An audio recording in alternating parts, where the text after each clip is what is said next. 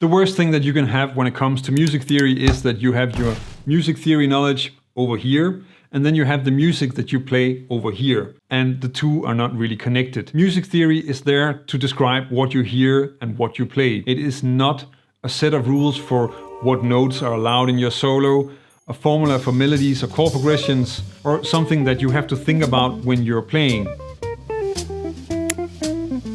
But as you'll see in this video, then it is incredibly powerful to have some very basic theory that you know really well and that fits with the music and the songs that you play. With that approach, then learning music theory is a lot easier and it is much more useful, even though you don't think about it when you solo. Maybe the biggest question about this is not the knowledge itself, but how you want to think about it or visualize it. You'll see what I mean along the way. When you're improvising, then you're playing over chords that are in a scale. So you want to have a solid overview of that information and see how the notes of the chord connect with the scale. For that to be easy, then you want to be used to thinking about scales and diatonic chords, knowing what goes where and contains which notes. As an exercise, it can actually make a lot more sense to also work on this away from the instrument and treat it a bit more as a puzzle or Sudoku. Of course, you eventually also want to have it down on the instrument if you want to use it and has to be useful for your playing.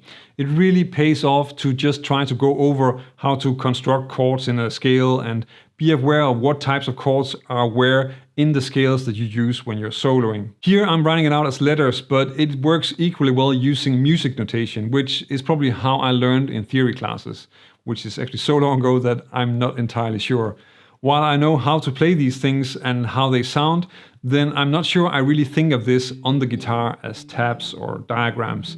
But that may be different for you, and I'm actually a bit curious about how you think about that, so let me know in the comments. In music, there are no wrong notes, but some are of course closer to home than others, and often it's more useful to understand things by knowing how they work in the context. Pineapple is great, but should it really be on a pizza? For soloing, you can think of it as layers of notes, almost like a pyramid, and here it also makes sense to see it as highlights on a diagram of the neck. And working on this is about getting that overview, building the foundation that will open up how you understand things that you transcribe or even what you're already playing.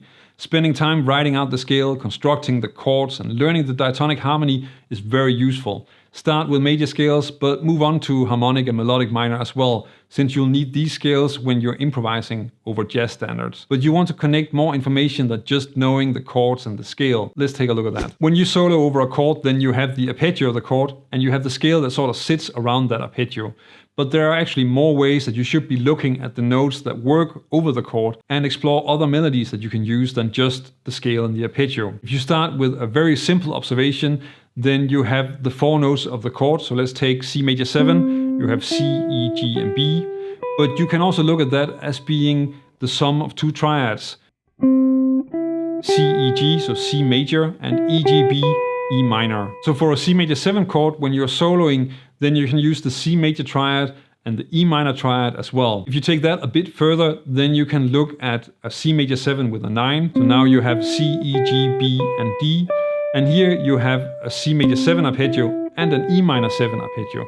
And you can also split this into triads, and then all of a sudden you have a C major, an E minor and a G major triad. Again, this is probably easier to work with if you write it out in some way and you want to keep track of what the notes are against the root of the chord, which in the end is actually a description of how the note sounds when you use it. The goal of exploring this is to get used to taking a group of notes and be able to see what they are against a chord, so that you have more options for your solos. And you want to also explore how to use this in solos, of course, so work on making lines with it. When you improvise and make melodies, then you're not thinking every single note that you play. You group them together and hear melodies that are described in different ways, similar to how you hear the theme of In the Mood as a first inversion major triad. So as you develop your vocabulary, then you're adding more options in terms of triads, arpeggios and other groups of notes that fit over a chord. Gentlemen, pray silence for the President of the Royal Society for putting things on top of other things.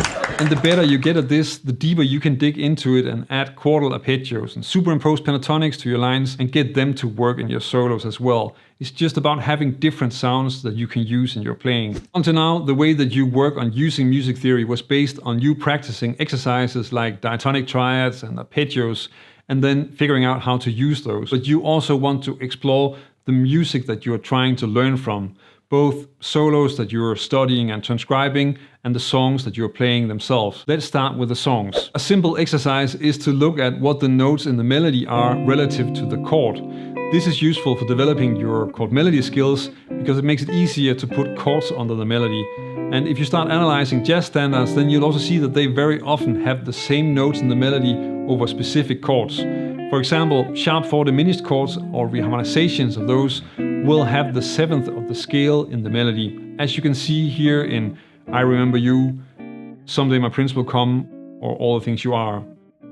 This also makes it easier to hear and recognize changes by ear, so in that way it becomes a shortcut for learning songs by ear. Of course, analyzing solos that you transcribed is also incredibly useful. That's where you start to take apart vocabulary and improve your own lines. The place where you start to unlock how the melodies work and turn that into a flexible part of your vocabulary. This is an incredibly powerful tool. Let's take a Pat Martino line and use that to quite easily create 3 more licks on other chords. The basic Pat Martino line is from Lazy Bird and it sounds like this. Essentially, this is a melody using a C major 7 arpeggio and a chromatic run. And now that you know what is being played, then you can also see that it probably also fits over a C major 7 chord. For example, the beginning of Yardbird Suite. But you can go a lot further, because if this works on a C major 7 and is using a C major 7 arpeggio, then you can also try and move the arpeggio up to the 3rd of the chord and use the same construction. You just need to apply a little Barry Harris magic to the chromatic part of the lick, and then you get something like this. Another way to get more out of that lick is to move it to another chord. The original is using the arpeggio from the 3rd of A minor 7, so you can do the same with a G7 where the arpeggio from the 3rd is a B half diminished, and that gives you this. When you're working on material in this way, then it can be very useful to turn lines directly into exercises, and that way work on a lot of vocabulary at the same time. And some scale exercises are just much more efficient for learning jazz and especially bebop. If you check out this video, you can see how that works and learn some exercises that you can easily insert into your vocabulary and solos, including a few Barry Harris tricks and some other bebop secrets.